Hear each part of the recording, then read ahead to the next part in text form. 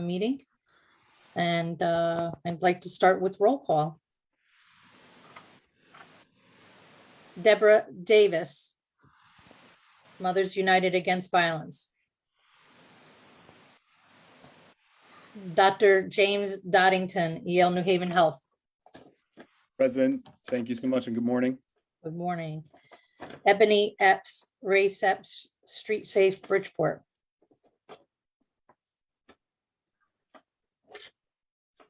Dr. Kyle Fisher, Javi. Morning, present. Good morning. Leonard Jihad, Connecticut Violence Intervention Program.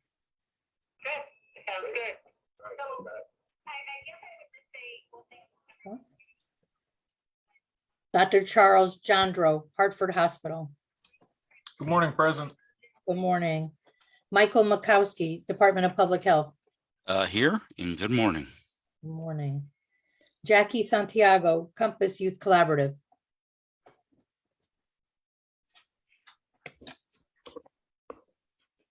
Carl Schissel, Connecticut Hospital Association. Good morning, President. Good morning. Dr. David Shapiro, St. Francis Hospital.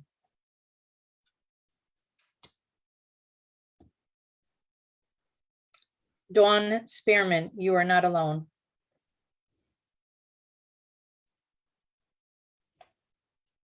Jeremy Stein, Connecticut Against Gun Violence. Good morning, everyone. Good morning.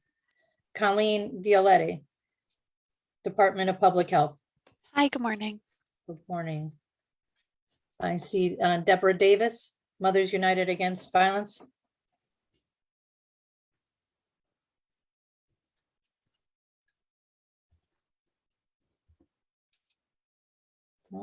Okay, and Chairman Andrew Woods. President, good morning, everyone. Good morning. And I'd like to just take your attention quickly to the meeting minutes from December 10th. You can just verify that I didn't miss anybody here. That should be included. And the action items were that we had work group reports that were due December 13th by close of business day. And thank you to everyone who did that we were able to get out a revised final copy to everyone on the same night. I forwarded the responses from state agencies right after our meeting on the 10th. And a complete draft of the entire final report was sent to all advisory committees on the 13th. Which brings us here today for the official advisory committee member vote to send to the report to the joint standing committees of the General Assembly. And we adjourn the meeting at 12:24. I have a motion for to accept the minutes as is. I'll make a motion to accept the minutes as they are. Thanks, Mike. Second, anyone? I'll second. Who's up? Kyle. Thank you, Kyle. Okay. And Chairman Woods, I'm going to turn it over to you here for any opening remarks and special acknowledgements. Okay, thank you very much, Pina. Good morning, everyone. And we have Senator Moore on the line, but she also has construction going on in her home, but we wanted to get her on early in case she had to pull out. Senator Moore, I will be mentioning and thanking you in my remarks, but wanted to make sure that you at least got on to have your remarks with the committee. Senator Moore. Thank you.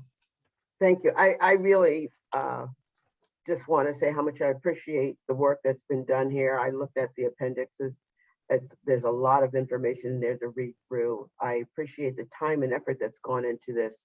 It's been a short period of time when you think about when you started giving this report by the end of this month. So it's available to the House, the Senate Committee and the House Committee in Human Services and Public Health to read through.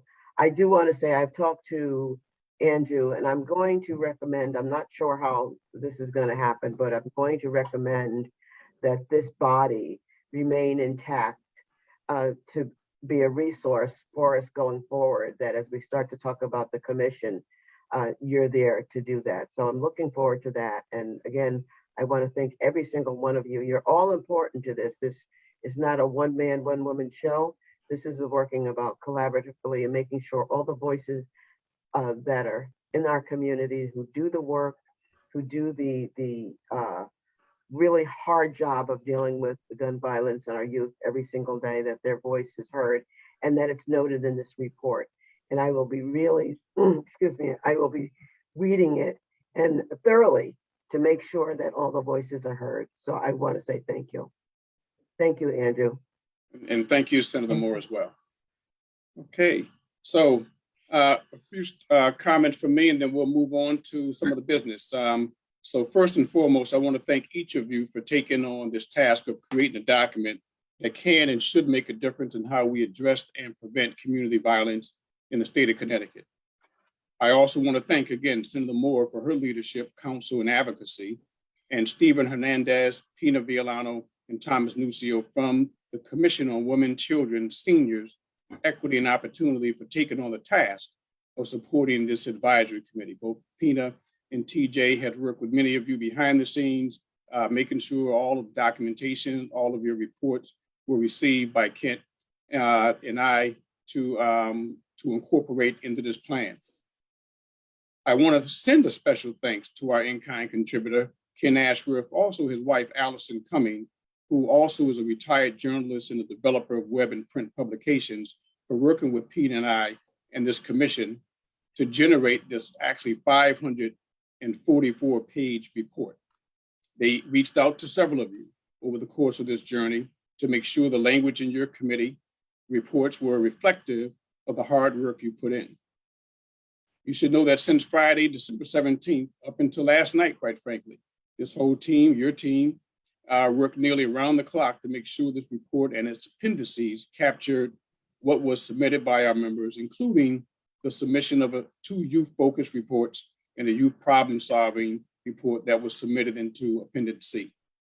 Lastly, we anticipate that after today's vote, there will be just a few minor fixes, including a section where we plug in acknowledgements.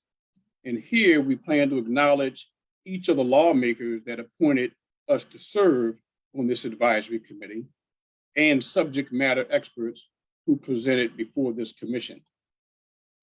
Once the appendices are locked in and truly final, we will add page numbers and internal bookmarks to create a clickable table of contents in each PDF file. Both TJ and Pina have established and will tighten up the web portal. I believe it's going to be on the commission's website, Yes. where this document will also be posted there as well. And then we'll even look at what I believe we should also have it on our own websites, quite frankly, in terms of this work that we've all put in. One piece that actually stood out, and was no surprise that would be a final question on this whole piece here.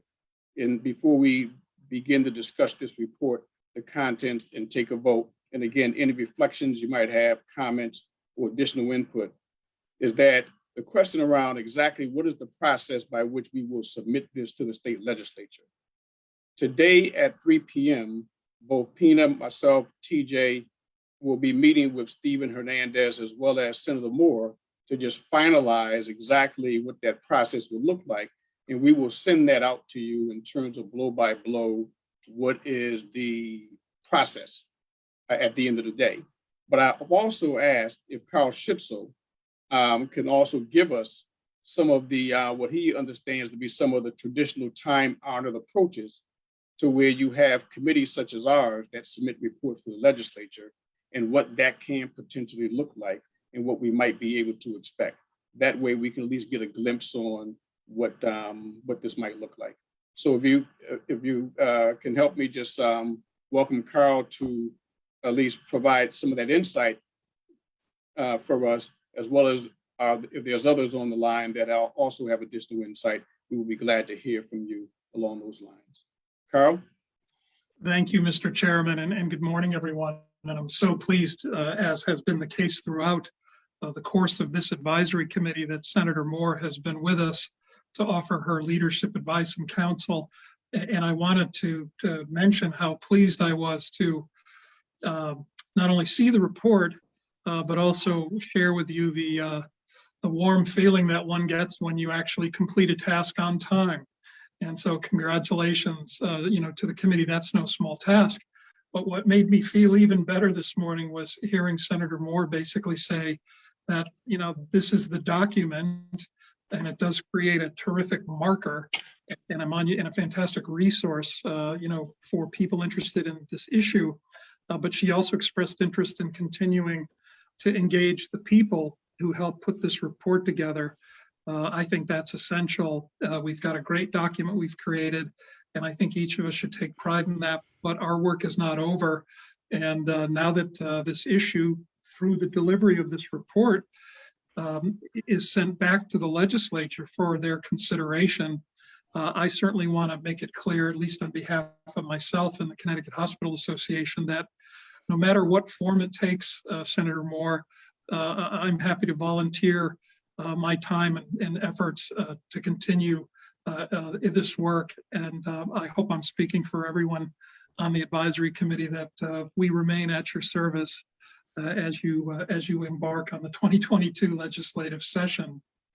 So thank you for that. And I'm also prepared to be corrected, in terms of procedure. One of the things I will mention, that as each of us were appointed by a particular legislative leader, and this is just a personal exercise that I engage in whenever I'm appointed by an individual to serve as their representative on a committee, I will direct, once the final report is issued and available, I'll send a personal message from myself to my appointing authority, thanking them again for the appointment, but also directing their attention, to the work product, and frankly, offering to counsel my appointing authority if in fact they have any questions of me about the report. That might be viewed as communications overkill, but I don't think it is. I think it's a courtesy, honor, and privilege to serve as an appointee. And so I do feel part of the duty is to let you know what you did after they appointed you to serve. So that just becomes sort of an additional step beyond the traditional steps, which I presume in this age of electronic delivery would be the delivery of this final report, to the committee clerks, the permanent clerks of Public Health and Human Services. But I also feel that it's important to direct the report, in addition to sending it to the clerks, to also direct the report to the chairs, vice chairs, and ranking members of those two committees of cognizance over this issue. And I know, Senator Moore, you're one of those people. So, and as is Representative Gilchrist in the Public Health Committee, we have legislative allies who've been with us every step of the way. So now it's time to honor them. On another personal note, and I'll stop here, I do feel this issue is sufficiently important that every member of the Connecticut General Assembly should have access to the report by either being sent it electronically or otherwise, but also being directed, to the website where they can learn more information and access the report electronically. So there are several components to to the delivery of a report, but in terms of checking the box to say, yes, it's delivered and done, I do think the direct delivery to the clerks of the committees would probably be a first step. An equally important second step, again, of the chairs, vice chairs, ranking members. They should be each sent a copy of the report. And then the third step we should consider discussing is communicating our work product to the entire General Assembly, since essentially we're asking them to take up legislation during the short session, which begins in February, which would establish, a commission, or of course to take such other actions as they deem necessary. So thank you, Mr. Chairman, for the opportunity to offer my opinions and some advice unsolicited. I wanted to wish you all happy holidays, and thank you again for the opportunity to be your teammate. Thank you, Andrew. And thank you, Carl. Thank you very much for that. Other reactions, other responses, other insight?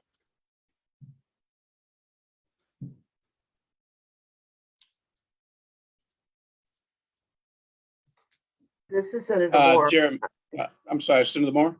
I'm sorry. I agree with Mr. Susser that everyone in the legislature should get this report. It impacts all of our communities. It's timely. We just have to figure out and determine what's the best way to get that. I just want to say I get so many reports where people are doing studies.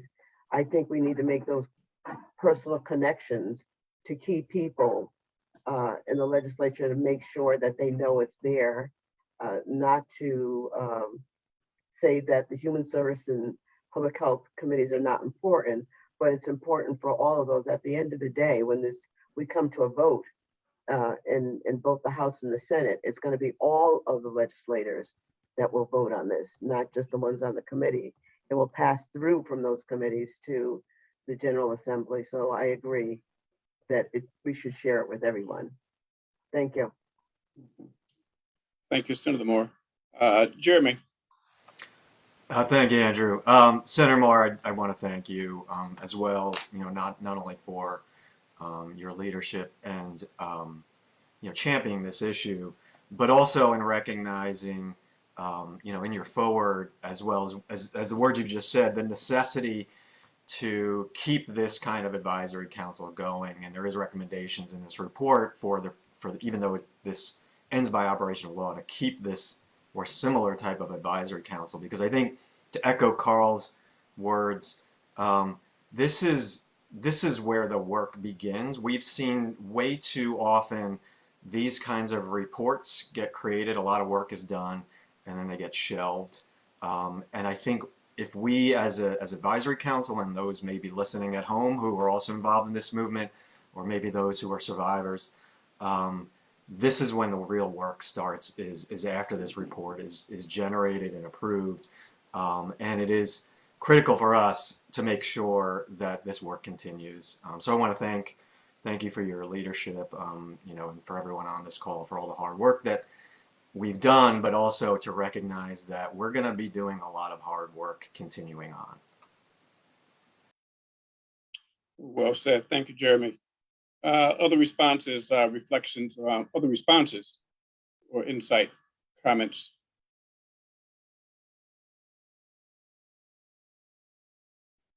Okay, hearing none. Again, today at 3 p.m., we'll be having that conversation again with Senator Moore and Stephen Hernandez, and then we'll generate a memo that goes out to each of you in terms of the process that needs to take place once we submit this by January 1. And then, of course, all of what has been spoken to just now in terms of the different folks that this report needs to go to, I certainly agree that we need to target as many of these folks, not only as a whole, but also strategically, as pointed out by Senator Moore. Okay, at this time, we're actually at the point to where we want to have a conversation around any other reflections or comments related to the report, and eventually in the coming moments to take a vote on to accept this report to submit to the state legislature. And so I will open the floor up for comments or reflections or additional input related to the report.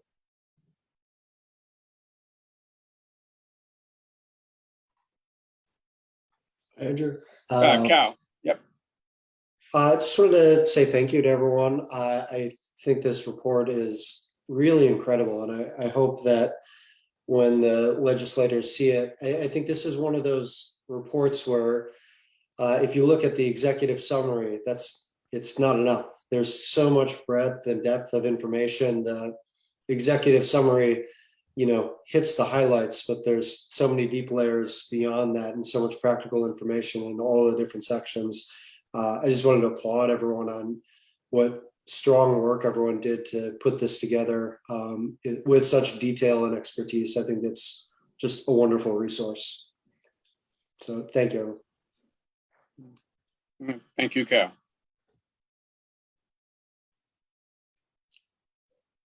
others? Jeremy? Yeah, just in terms of like process, are we going to be voting on the sections? Are we voting on the whole product? Is this the time to make any changes or suggest any changes? Well, the intent was to vote on the whole product. Then let me just comment in a couple of sections. So in the executive summary, there's a couple of reference to evidence-based programs, and at least from what we've been hearing, and not just only from the public hearings, but also from around the country, there is and what I think I'm looking at page 10, or sorry, looks like page 7 of the executive summary, implement effective evidence-based programs. And then I think it's repeated in a couple other places in the conclusion, which is on page 9.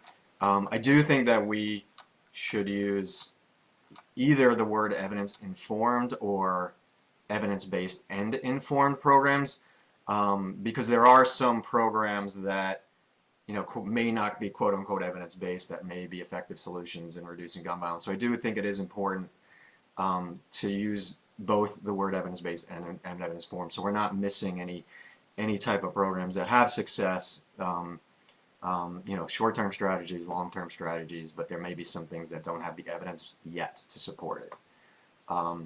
So that's the first comment. The second comment I have is on that same page, page 7, where it refers to training and technical assistance.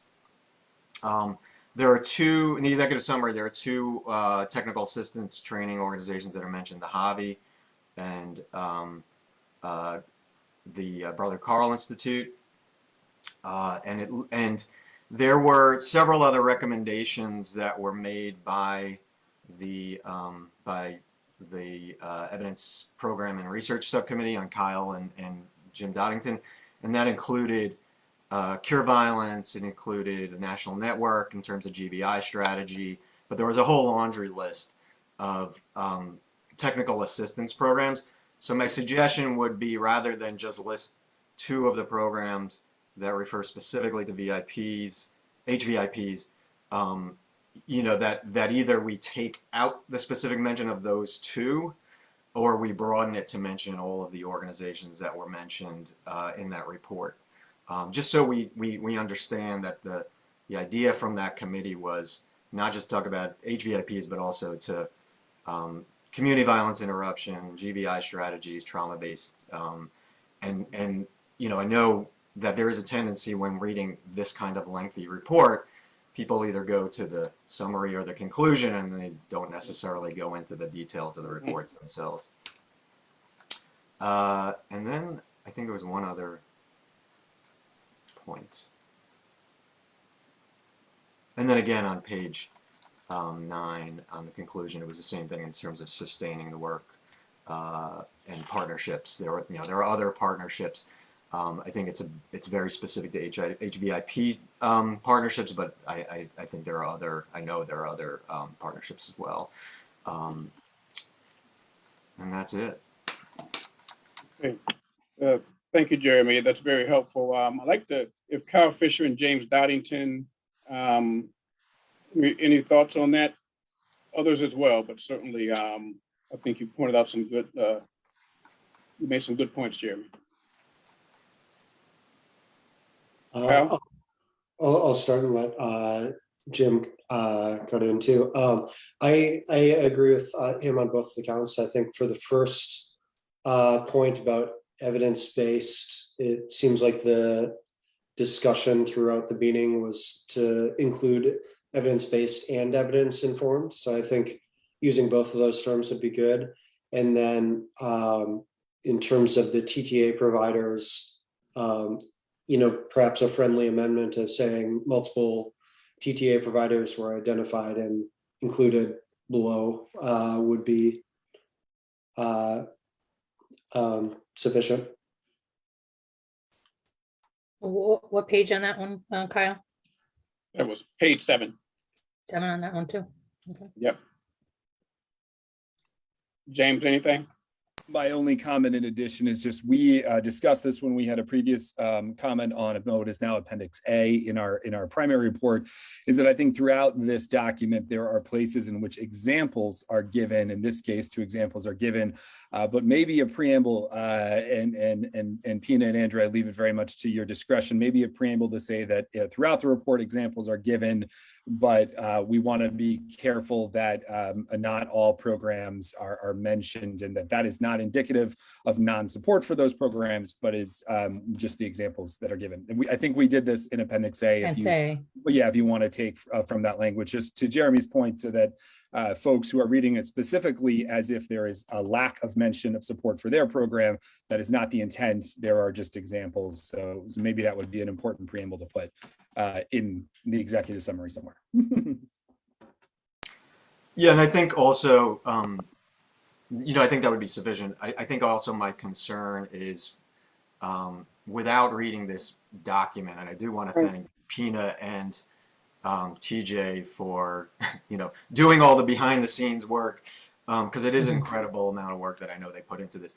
But the idea is that if they go to either conclusion or the summary, I want to just make sure that funding decisions aren't based on the one single mention of a particular group or a particular entity. And the idea, I believe that we all agree, is that if there is this commission created, it really is the commission or an Office of Violence Prevention that should be making those decisions as to who gets funding, why they get funding, and to continue this effort to make sure that there is metrics that support the need to fund these types of organizations. But also we want to make sure it's broadened so that it includes organizations that may not have the evidence yet. So I do agree with Jim that, and perhaps a preamble could cover it, but I still have that concerns of certain organizations without talking about all of them. And Andrew, I have a comment as well. This is Deborah. Yes, Deborah. I echo what Jeremy is saying, because we don't want to, as a commission, to represent that, as was stated before, that there's only 2 organizations doing that type of work. And I think that it does, it sort of sheds a different light on what we do overall as a commission. And so we sort of, basically on the community engagement side, we listen to everyone with regards to what they were doing in terms of public engagement. And so there's so many different groups that do certain things that maybe Kyle or Dr. Doddington didn't, take into consideration, because I think it does present that kind of message. It sends that kind of message. And I heard it last time when we were making comments before, so I just wanted to make sure I echoed it again as a second comment. And then on the collaborative effort, in terms of, I did state that there were so many, our group did state there were so many different partners that we certainly can include, because it goes beyond just the individuals that are actually, or the groups that are actually mentioned. It really does, because I indicated that everything was more systemic. And so that was really, and that was key. Thank you very much, Deborah, as well. Okay. Thank you. So Jeremy, I believe that James Doddington and Carl, James, you touched on it in terms of a preamble. Would that satisfy? I think we're in agreement with that they can put in a preamble to resolve that matter. And Chairman Woods, there's something in the chat there from Carl. Okay. He put, I'm comfortable with our making a global change to the report from evidence-based to evidence-informed and based, or something to that effect. Please note that the term is included in our overarching recommendation at page 5. Beautiful. Thank you, Carl. Thank you, Carl. So how about this? Why don't we just, because there will be 2 changes. Why don't we just, Carl has put some language in there. James Doddington has suggested some language. James, if you can repeat that language and if folks are all in agreement with that, then we'll go ahead and just vote to make that change. Same thing for the language that Carl Schitzow is recommending, if we can put that before the body and then vote to include that or make that adjustment, then we can move forward.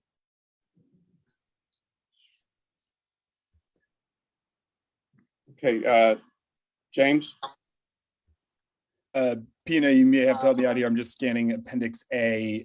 Again, I believe we had a sentence or two, and Andrew, you may have to just give us a second to find it out of Appendix A around the inclusive language of programs that may not be mentioned. If I can highlight it here, I can put it in the chart. There may be a desire to move on to further comments, and then I can just make sure that folks are aware of those sentences. Pina, you and I can communicate here in the background. You got it. I'm trying to pull it up here, Jim, for us. Yeah, it starts on page 5 of their report.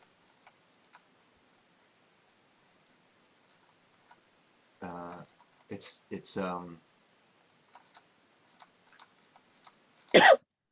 under the section evidence-based models to prevent gun violence.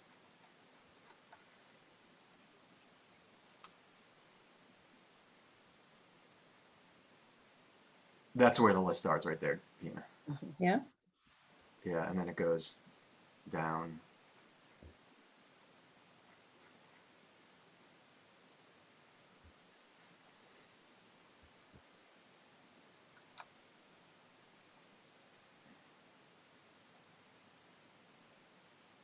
And that's not to take away from the groups that were mentioned.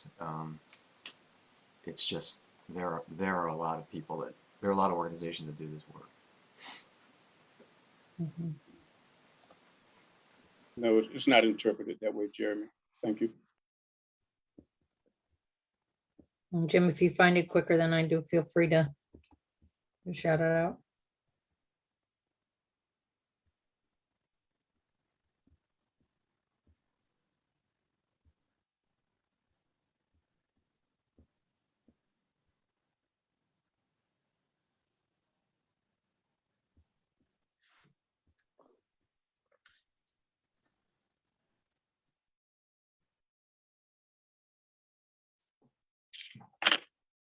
Without scanning further text, Pina, it may just be helpful, and Kyle chimed in here to just essentially say, and I remember we discussed this, it may be embedded within the language and verbiage of each program, that examples that are given throughout the contents of this report are not indicative of explicit, I think the question we have to find out is the support issue, that the examples are not indicative of only support for those programs, that we understand there is a broad base of programs, both evidence-based and informed, and kind of go from there. So I remember this, this came up many times as we were adding, and Pina, you were adding further examples throughout our context. So maybe just 2 sentences.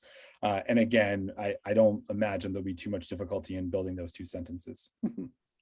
Do you want to take a quick stab and throw it in the chat there, and we Sure. can? Sure. Thank you.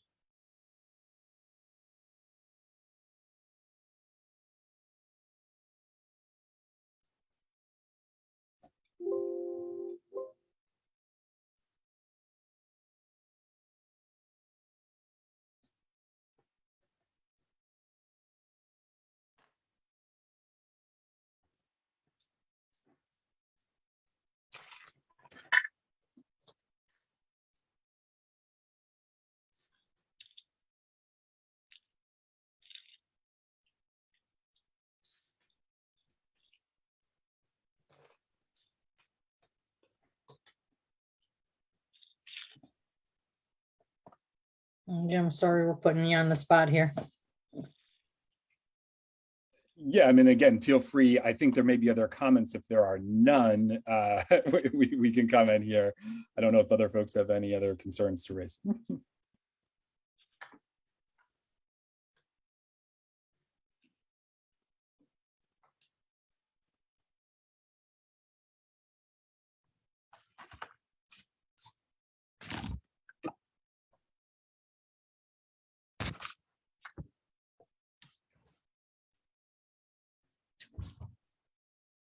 Andrew, you are on mute there. Oh, I'm sorry. While Jeremy is generating that, and to his point, if there are other reflections from our members on the report that we can address, then we certainly would like to hear from folks along those lines as well.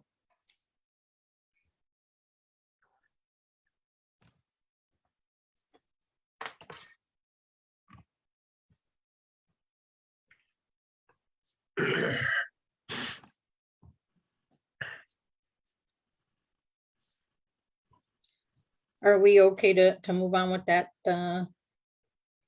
Knowing that we're going to put that language in, Chairman? Yes, I'm fine. I'm fine with it. Yep, absolutely.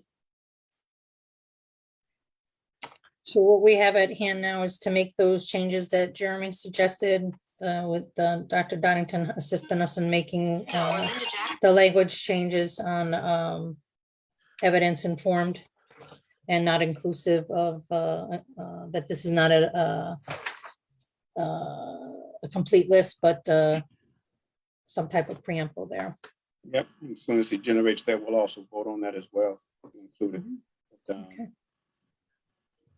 Can we move with a motion? To accept and approve the report? Okay. I'm good with that. I'm good with that, having not heard from other members. So we put the motion on the floor. I move that the recommendations, that the report be accepted as presented with any recommended amendments, as presented to the committee. I'll second it. Seconded by Mike. Okay, any discussion? All right. Hearing none, all in favor? All right, so we need an official vote there. Andrew, call them one by one. You can, yep, absolutely, you can do that. Okay. Yep. Can I address one point of order, Mr. Chairman, Sure. before you make the vote? Just one Absolutely. thing. So, based on the motion that was made, any amendment would then have to be documented and shared with the group, correct? So that it's public information and it's shared. Yes, without a Yes. doubt. Thank Without you. a doubt. Yep. Okay, Pina, roll call, please. Yeah, so with that, what we're saying now is that with the amendments that we are officially voting to send the final report recommendations to the Joint Standing Public Health and Human Services Committee of the General Assembly. And let me just share my screen with you here again, so that we can get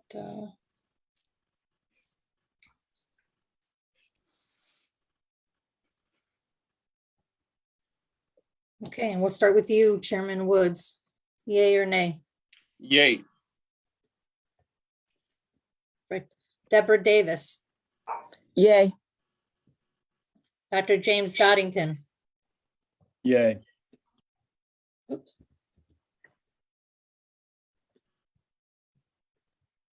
Ebony Epps, not here. Dr. Kyle Fisher, Yay. Leonard Jihad, Yay. Dr. Charles Jandro, Yay. Mike Makowski, Yay. Jacqueline Santiago, Carl Schissel, Yay. Dr. David Shapiro, Yay.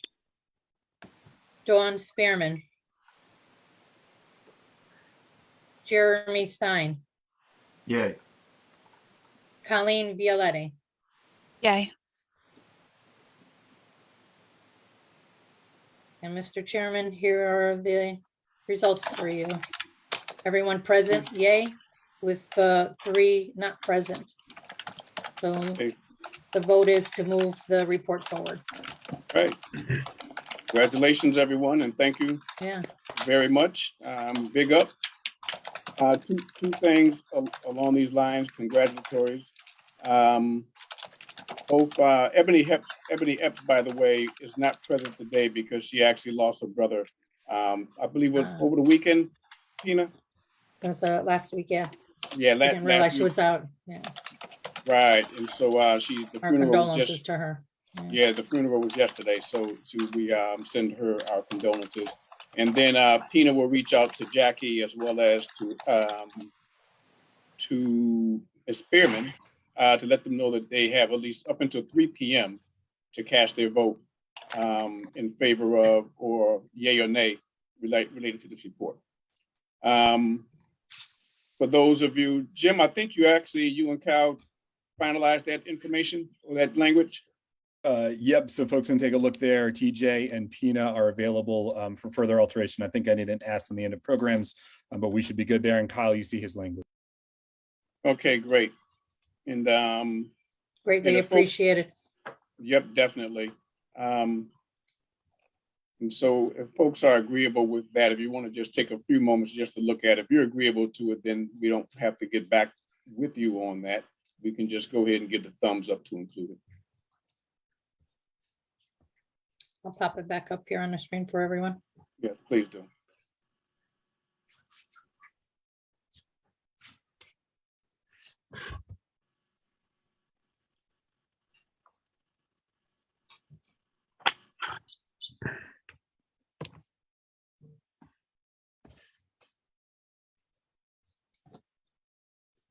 I'm, just from my personal opinion, I am totally okay with Jeremy's suggestion.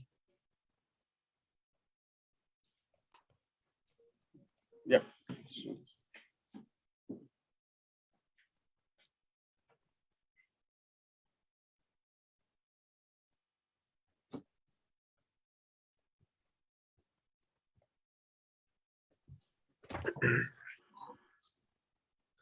All in agreement?